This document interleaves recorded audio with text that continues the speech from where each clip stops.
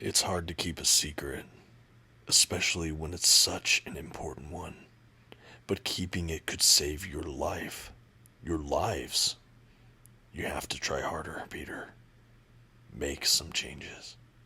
Today on the Comic Book Report, Ultimate Spider-Man, Volume 2, The Paper, by Jonathan Hickman and Marco Checchetto from Marvel Comics. Stick around and check it out.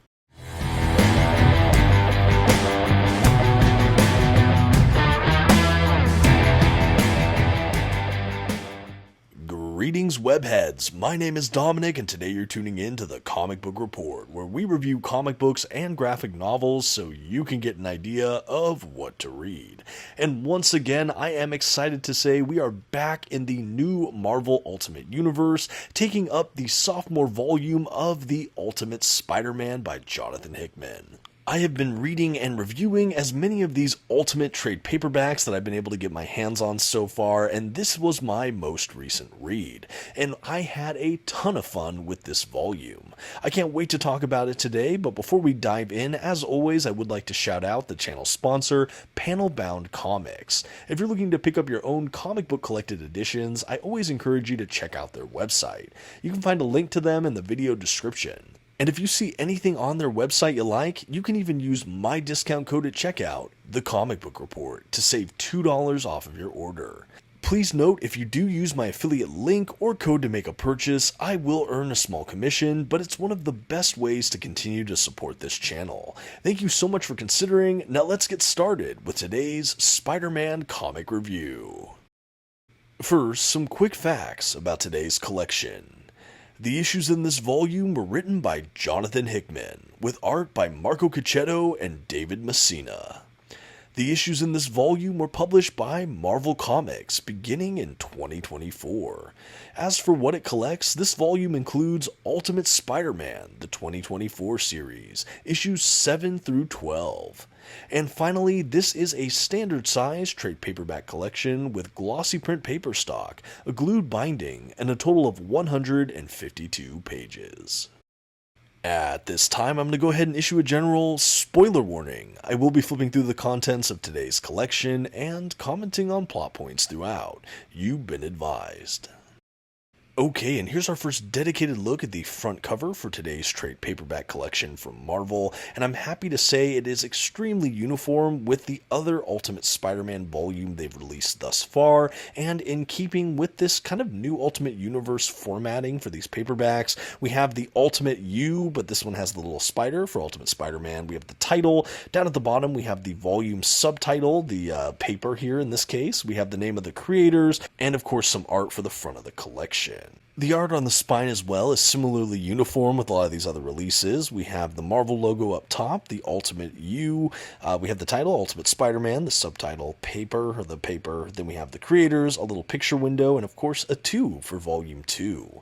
We have a field of white here, which I like. Again, these look very, very nice and uniform on a bookcase. It's really hard to go wrong with these Marvel trade paperbacks. I always feel like they're very, very consistent. And speaking of consistent, along the back cover here, we have some fun reviews or accolades about the collection. We have a little spider logo with a little image of Spider-Man inside of it.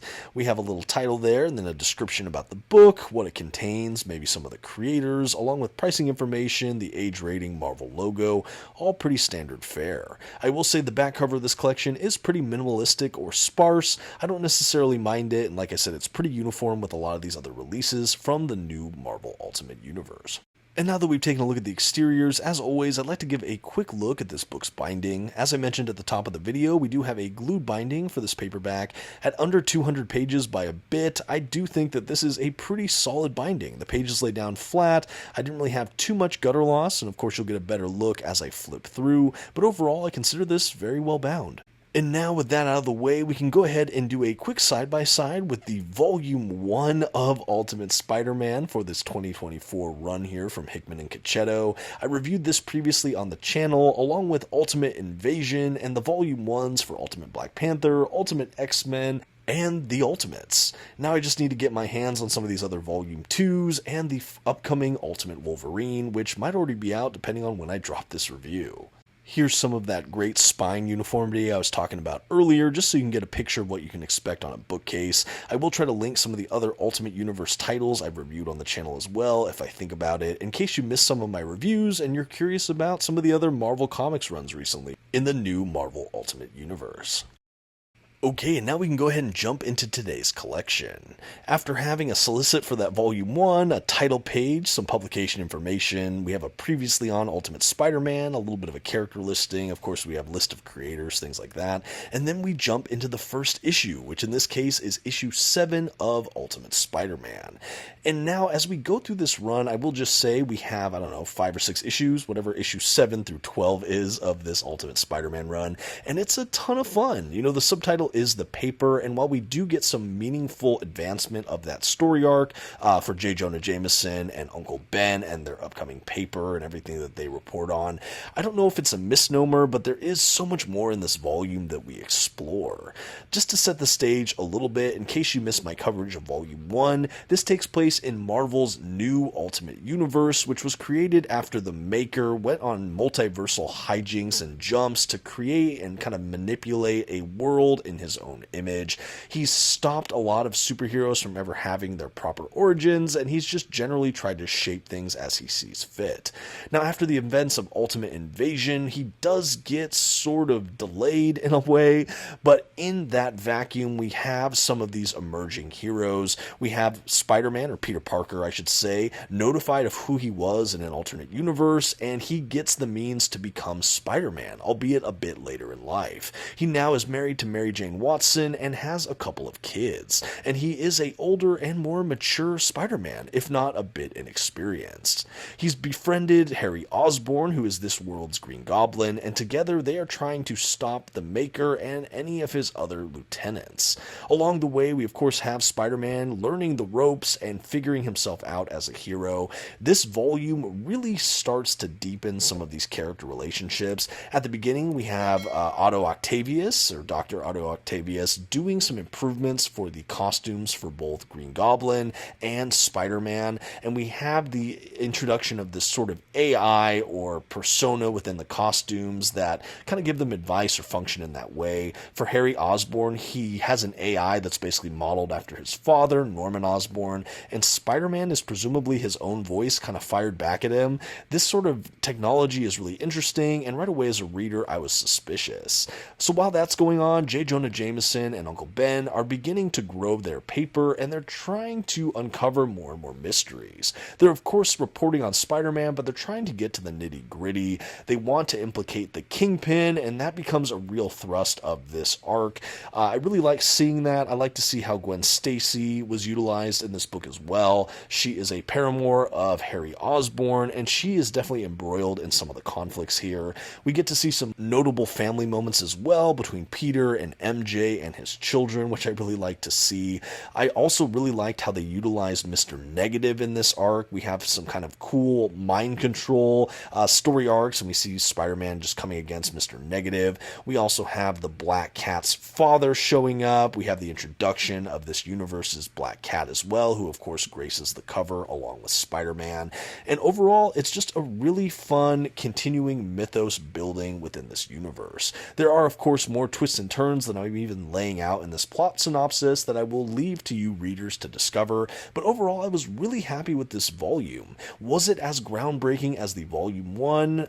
No, I don't think so. It didn't really surprise me as much as that introductory volume, but I thought it was meaningful, and it really helped build the infrastructure of this universe in some pretty profound ways that I enjoyed. The characters feel very nuanced and layered, and I appreciate that this felt more like a setup volume. It's by no means any kind of criticism for it. I just don't think it was as interesting or engaging as the first volume, but it is no less important, and in fact I am absolutely eager to see where the series goes from here.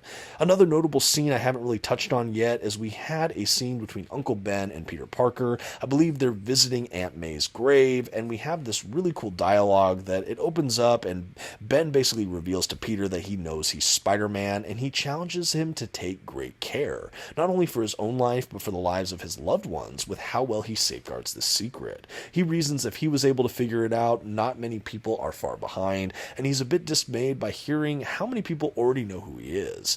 It's still a really cool moment of encouragement between uncle and nephew, and I thought it was one of the most poignant and emotional scenes in the arc. In talking about the arc, I don't think that this had as defined of a single story. In fact, I feel like there are a lot of little story bits or episodic moments in this overall collection. And again, that's not a detriment in any way, but it doesn't have the feel of beginning, middle, and end quite as much. Again, this feels like a middle volume through and through, but it had a ton of highlights and great character moments as always. The art throughout as well from Marco Checchetto is absolutely stunning. He is easily becoming one of my favorite Spider-Man artists of all time, and it is just incredible. The coloring as well is so vibrant, a lot of these panels jump right off the page.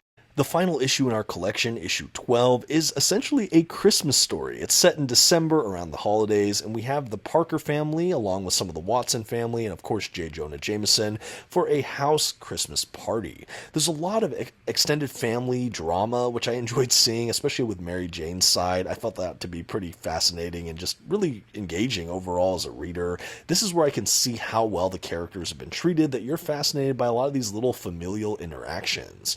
But one of the big reveals, especially at the very end of the issue, is that Spider-Man has maybe been taken over by the AI programming in his costume, and I suspect this could be the Ultimate Universe's answer to Venom, but perhaps more on that in Volume 3. We have an epilogue that showcases some more villains as they kind of scheme for the future volumes as well, and other than a couple of extras here at the back, especially some covers, that is really all we have to Ultimate Spider-Man Volume 2, The Paper.